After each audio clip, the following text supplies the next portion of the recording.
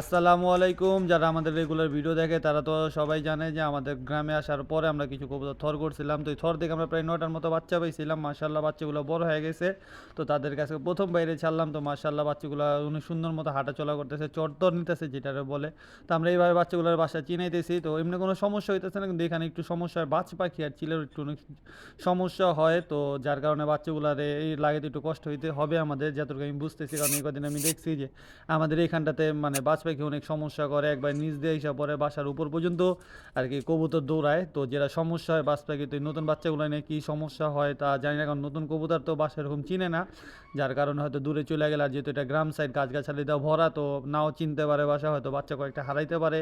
তো এটা নিয়ে একটু টেনশনে আছি। তো আমাদের জন্য সবাই দোয়া করবেন যাতে বাচ্চাগুলো সুস্থ মতো বা আমাদের বাসাগুলো ঠিক মতো চিনাইতে পারে।